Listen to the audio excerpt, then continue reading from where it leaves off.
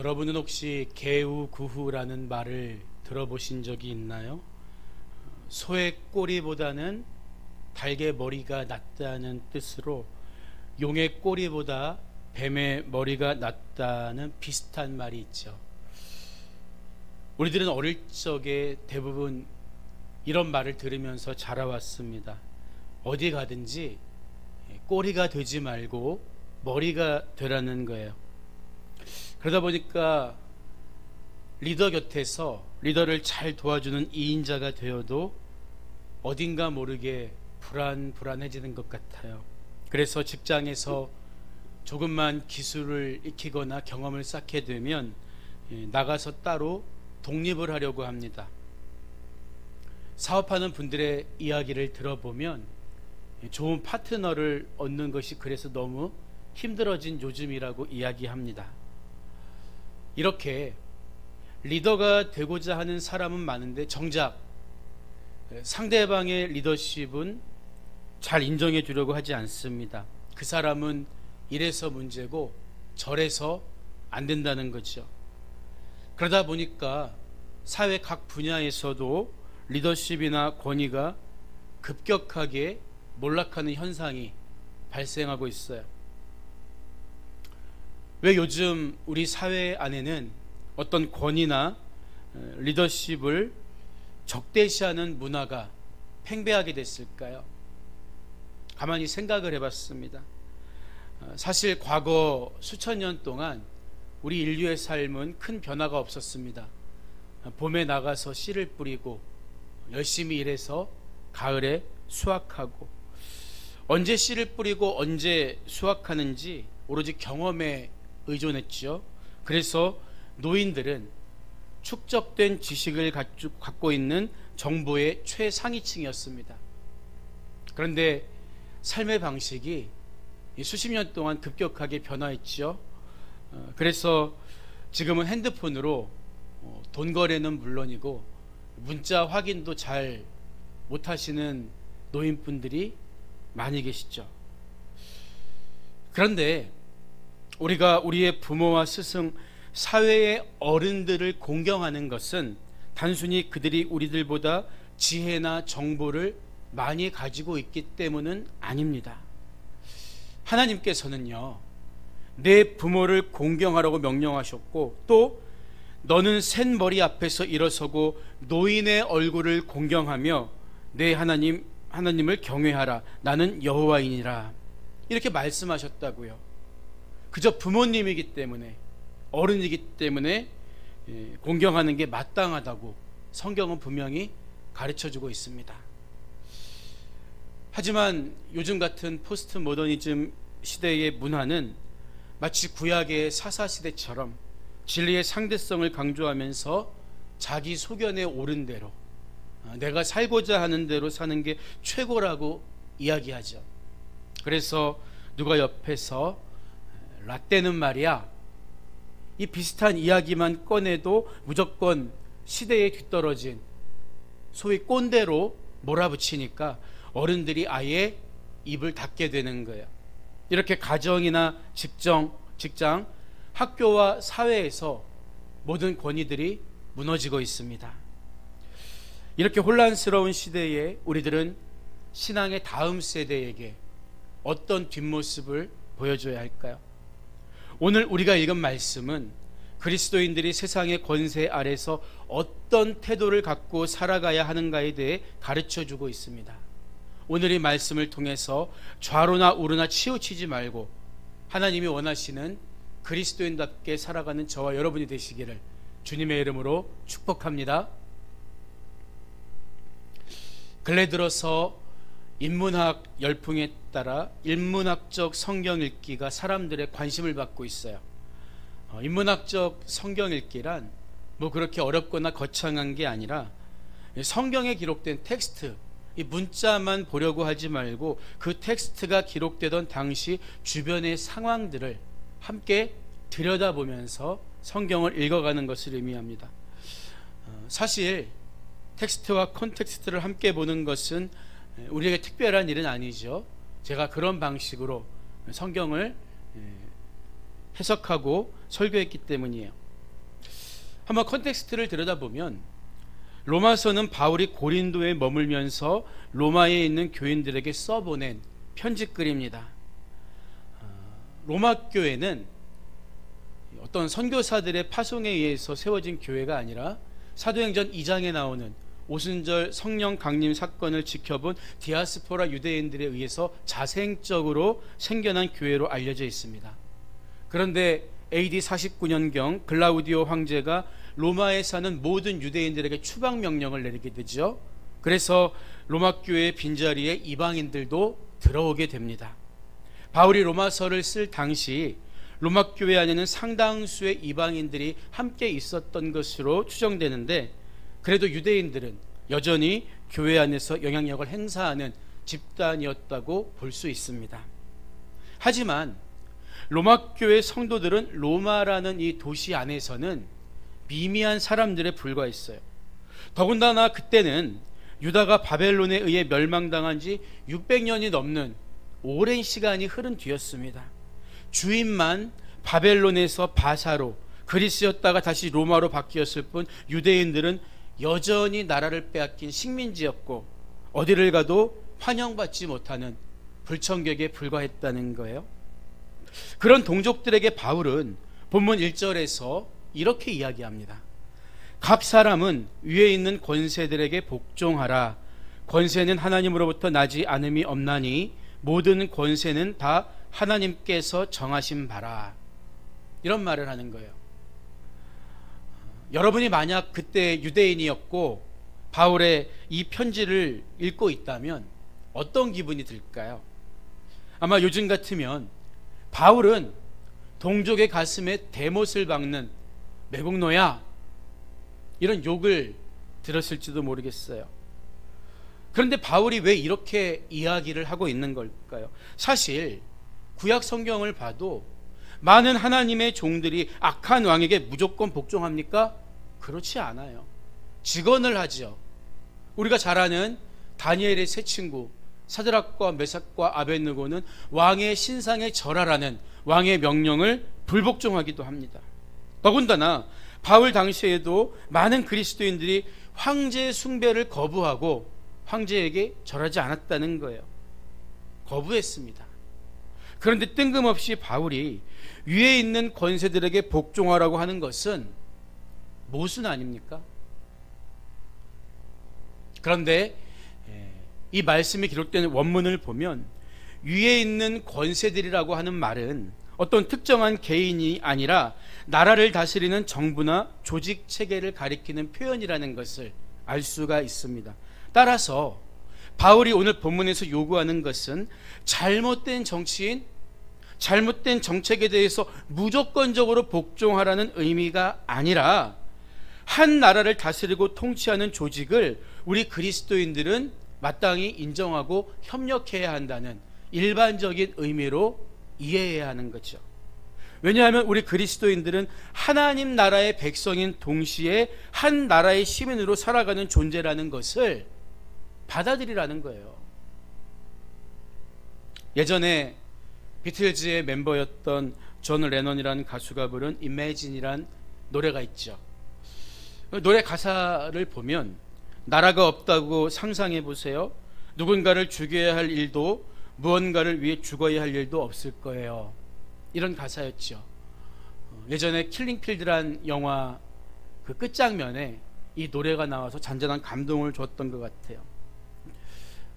그런데 정말 나라가 없는 것이 우리에게 평화를 가져다 줄까요? 정말 그럴까요?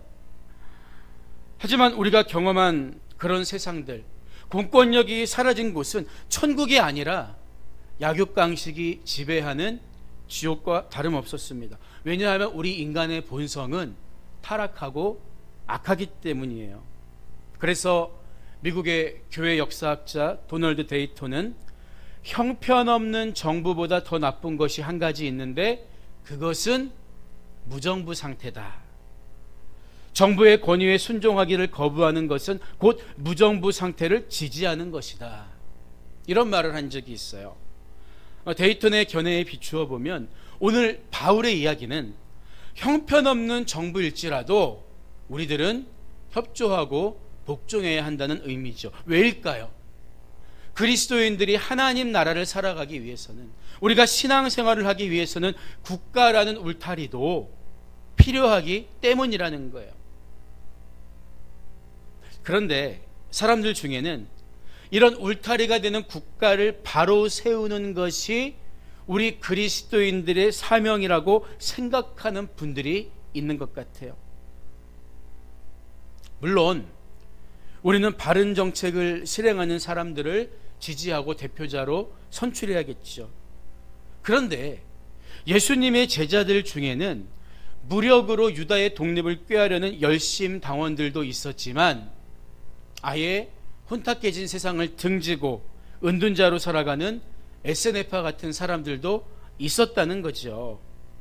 왜 예수님이 그들 모두를 가리지 않고 제자로 맞아주셨을까요? 그것은 예수님의 관심은 이 세상에 있지 않았다는 것을 말해주는 대목입니다. 그래서 예수님은 가이사의 것은 가이사에게, 하나님의 것은 하나님에게 바치라고 말씀했죠. 세상 나라라는 이 울타리는 우리가 하나님 나라 백성으로 살기 위해 필요한 것이지, 그 자체가 하나님 나라의 모델이 되는 것은 아니기 때문이라는 거예요.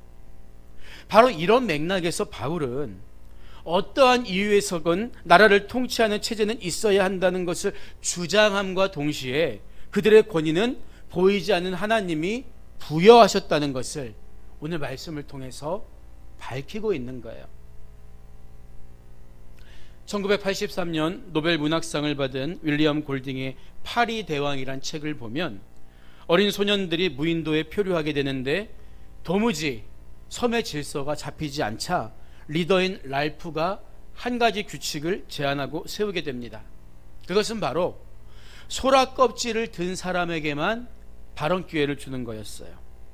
여러분, 사실 소라 껍데기 자체는 아무것도 아니에요. 바닷가에 널려 있습니다. 그러나 공동체가 거기에 의미를 부여한 순간부터 소라 껍데기가 민주적인 도구가 될 수 있는 거죠. 마찬가지로 세상의 권위 역시, 세상의 리더십 역시 대단한 게 아닐지도 모릅니다. 심지어 하나님께서는 바벨론 같은 제국도 잠시 쓰는 막대기에 불과하다고 말씀했어요. 그러나 중요한 것은 그것이 하나님으로부터 났기 때문에 우리는 그 권위와 리더십을 따르고 복종해야 한다는 거예요. 그럼에도 불구하고 우리가 세상 권세에 쉽게 복종하기 힘든 것은 우리 기억에 좋은 권위나 리더자에 대한 추억이 거의 전무하기 때문이겠죠. 역사를 돌아보면 산업공상, 계급이 존재하는 오랜 유교 사회를 지나서 일제 강점기를 겪어야 했어요. 주권을 빼앗겼습니다. 또 해방 이후에도 오랜 군부 독재를 거쳤고 이념의 대립 속에서 국민의 이익보다는 자기 진영의 논리만을 앞세운 정권에 대한 아픈 상처와 기억들이 우리 마음속에 남아 있어요. 게다가 지금은 더 나아가서 젊은 세대와 나이 든 세대, 이 계층 간의 양극화 현상이 얼마나 팽배합니까? 그러다 보니까 무엇이 우리에게 정책적으로 더 맞는 것인지, 더 기독교적 가치를 담고 있는 것인지 따져보지 않고 오직 나와 같은 편에 서 있는 사람들만 우리 눈에 들어오는 거예요. 이제 열흘이 지나면 22대 대통령 선거가 있을 텐데, 내가 지지하는 후보가 당선되지 않으면 당장 이 나라가 망할 것처럼 생각하는 분들이 있어요. 여러분, 하지만 절대 염려하지 마시기 바랍니다. 왜냐하면 성경은 모든 권세는 누구로부터 온다고 말하고 있기 때문이에요. 다 하나님의 뜻 안에서 하나님으로부터 온다고 분명하게 말하고 있기 때문이에요. 내가 생각하는 후보가 낙선한다고 해도 설령 그로 인해서 우리나라에 어려움이 찾아오고 불이익이 닥쳐온다고 해도 그것은 어쩌면 이 시대를 향한 하나님의 준엄한 목소리라는 것을 받아들이는 게, 그게 신앙이잖아요. 왜냐하면 하나님은 때로는 악한 지도자를 세워서 그 시대를 심판하기도 하기 때문이죠. 여러분, 그래서 우리는 내 뜻대로 이루어져야만 하나님이 이 나라를 지키는 것이냐 착각하면 안 되는 거예요. 그런데도 우리가 만약에 이렇게 정당한 절차 가운데 세워진 권위를 인정하지 않거나 사사건건 리더십에 도전한다면 어떤 일이 생길까요? 본문 2절의 말씀을 보면 그러므로 권세를 거스르는 자는 하나님의 명을 거스름이니 거스르는 자들은 심판을 자취하리라. 이렇게 말하고 있어요. 제 말이 아니라 성경 말씀이 그렇습니다. 성경은 우리가 하나님의 보이지 않는 섭리 속에 주어진 권위와 리더십을 무시하고 자기 멋대로 판단하거나 그것을 인간적인 방법으로 뒤집으려고 한다면 거기에 맞는 대가를 치르게 될 것이라고 분명히 경고해주고 있는 것입니다. 러시아의 반체제 문학가였던 솔제니치는 하버드 대학교의 강연에서 우리는 정치와 사회개혁에 지나치게 소망을 두고 있어서 우리의 가장 소중한 재산인 우리의 영적 삶에 대해 박탈당하고 있다는 사실조차 모르고 있다. 이런 이야기를 했어요. 자유가 억압된 사회를 떠나서 자유세계로 들어온 솔제니친의 눈에 보이는 서구 사회의 모습이 다양성으로 포장된 아름다운 사회이기만 했을까요? 절대 그렇지 않았다는 거예요. 오히려 지나치게 소모적인 논쟁 속에 자기 정체성을 잃어버리고 살아가는 그리스도인들의 모습을 더 많이 목격했던 것입니다. 여러분, 우리가 지나치게 비판적인 시각으로 권위와 리더십을 인정하지 않으면서 살다 보면 정말 중요한 것, 하나님의 백성으로, 하나님 나라 백성으로서의 삶을, 그 자유와 기쁨을 잃어버릴 수도 있다는 거예요. 그렇다면 우리가 하나님이 세우신 권위와 리더십을 인정하기 위해서 우리는 어떤 삶을 살면 될까요? 본문 3절의 말씀을 보면 다스리는 자들은 선한 일에 대하여 두려움이 되지 않고 악한 일에 대하여 되나니 네가 권세를 두려워하지 아니하려느냐? 선을 행하라. 그리하면 그에게 칭찬을 받으리라. 이렇게 이야기합니다. 권세에 굴종하거나 권세가 두려워서 따라가는 그런 수동적인 삶을 살기 싫다면 선을 행하라는 거예요. 이것이 그리스도인의 삶의 태도요 모습이어야 한다는 거죠. 저를 포함한 이 어른 세대 분들 중에는 제복 컴플렉스가 있는 분들이 있어요. 그래서 제복을 잘 차려입은 경찰이 뚜벅뚜벅 다가오면 괜히 막 가슴이 쿵쾅쿵쾅 뛰고 울렁거린다는 분들이 있어요. 이런 두려움을 극복하려면 선을 행하라는 거예요.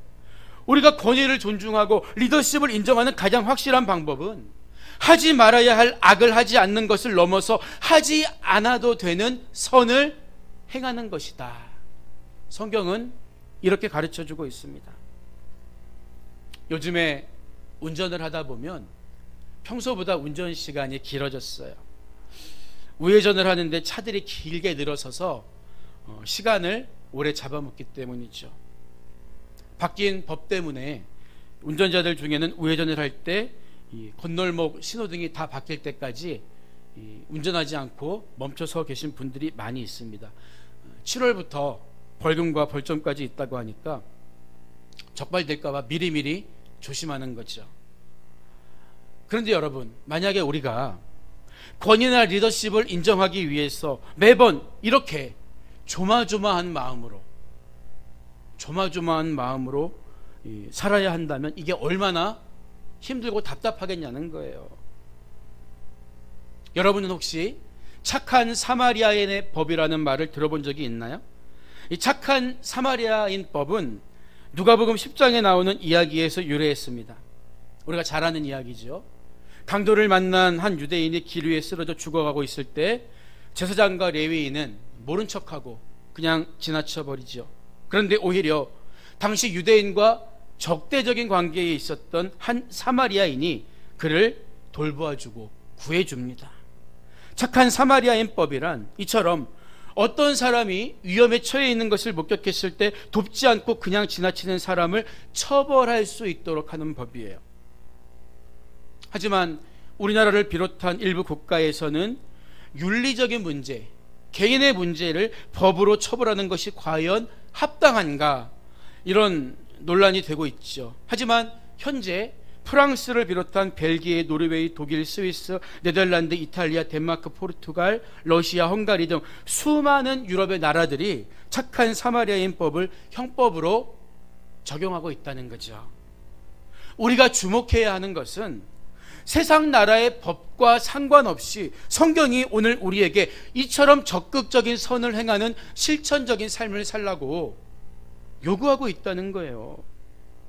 그래서 본문 4절의 말씀은 그는 하나님의 사역자가 되어 내게 선을 베푸는 자니라. 그러나 내가 악을 행하거든 두려워하라. 그가 공연히 칼을 가지지 아니하였으니 곧 하나님의 사역자가 되어 악을 행하는 자에게 진노하심을 따라 보응하는 자리라. 이렇게 이야기하고 있는 것입니다.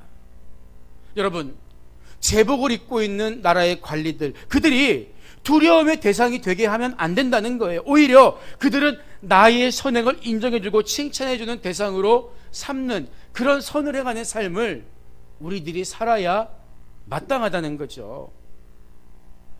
우리가 선을 실천하는 삶을 살면 그들을 통해 우리에게 다시 선을 베풀어 주신다고 오늘 성경은 약속하고 있기 때문이에요.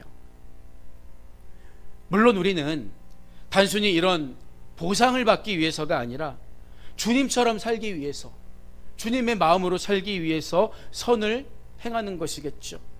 그래서 5절 말씀을 보면 그러므로 복종하지 아니할 수 없으니 진노 때문에 할 것이 아니라 양심을 따라 할 것이라, 이렇게 이야기하고 있는 것입니다. 우리가 위선적이거나 가식적이지 않은 삶을 살려면 이 말씀을 반드시 기억해야 하는 거예요.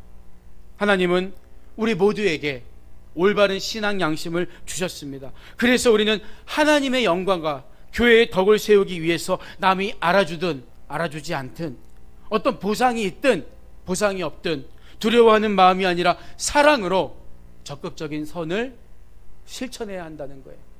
이것이 궁극적으로 하나님이 우리에게 허락하신 권위와 리더십을 우리가 존중하며 살아가는 삶의 태도라는 거죠. 자연으로 돌아가라는 장자크 루소의 영향을 받은 프랑스에서는 대혁명으로 수많은 사람들이 단두대에 이슬로 사라지게 됩니다. 하지만 작은 예수가 되라는 웨슬리 목사님의 감리교 운동은 피를 보지 않은 영국 명예혁명의 뿌리가 되었다는 거예요. 작은 예수는 세상의 정당이 아닌 오직 하나님 나라 정당에 가입된 사람입니다. 그 어떤 세상의 권력과 권세자도 근본적으로 우리 인생을 바꾸거나 우리에게 진정한 소망을 줄 수 없다는 것을 우리는 이미 경험을 통해서 배웠습니다. 그럼에도 불구하고 우리가 오늘 성경이 주신 말씀처럼 복종하는 것은 복종할 만한 정치적 가치가 있기 때문이 아니라 이 세상은 우리가 그 영역을 넓혀가야 할 우리의 교구이기 때문입니다. 그렇기 때문에 그가 누구이든 정당한 방법으로 세워졌다면 우리는 하나님께서 세우신 리더십을 인정하고 그 권위에 복종하면서 납세든 존경이든 우리가 마땅히 해야 할 의무를 다해야 한다는 것이 권위에 대한 성경의 가르침이라는 거예요. 오늘 말씀을 마무리합니다. 러시아 푸틴 대통령의 야망으로 우크라이나가 전쟁의 소용돌이에 휘말리게 되었어요. 애초 전문가들의 예상에 따르면 러시아가 이틀 만에 우크라이나의 수도 키예프를 완전히 점령할 것으로 생각했지만 우크라이나 국민들의 애국심과 결사항전으로 러시아 공세가 둔화되고 대치해 있는 상황이죠.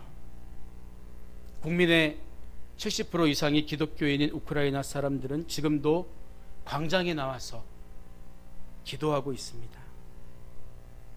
나라와 주권을 빼앗겼던 아픔이 있었던 우리 또한 너무나 공감하기 쉽죠. 그 땅의 평화가 회복되기를 기도하면서 마음으로 우크라이나를 응원할 수밖에 없습니다. 여러분, 하지만 지금 우리의 모습은 어떤가요? 어쩌면 우리 역시 총성 없는 전쟁을 치르고 있지는 않은가요? 하지만 우리는 누가 이 나라의 지도자가 되더라도 그를 세우신 하나님의 뜻을 헤아리면서 그를 위해 기도하고 한 마음이 되어야 합니다. 우리가 신앙적으로 살면 그가 누구이든 그 권세에 복종하는 것도 자유하기 때문이에요. 왜냐하면 세상의 어떤 권세도 우리 신앙을 가로막지는 못하기 때문입니다. 신앙을 가로막는 권세에 대해서 우리 신앙의 선배들은 순교라는 죽음으로 복종했습니다. 그렇기 때문에 성도가 세상의 권위와 리더십을 따르는 것은 정치적인 선택이 아니라 신앙적인 선택입니다.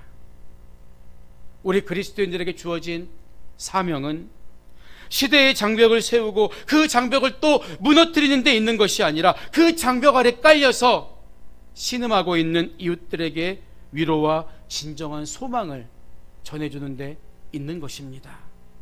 사람들은 여전히 리더십을 인정하지 않고 권위에 복종하지 않는 수천 수만 가지의 자기 생각과 자기 의가 있지만 우리에겐 누구일지라도 기꺼이 섬기며 복종할 수 있는 자유함이 있습니다. 하나님이 세우신 권위와 리더십을 인정하면서 복종하는 자유를 누릴 수 있는 진정한 신앙인의 삶을 사시기를 주님의 이름으로 간절히 부탁드립니다.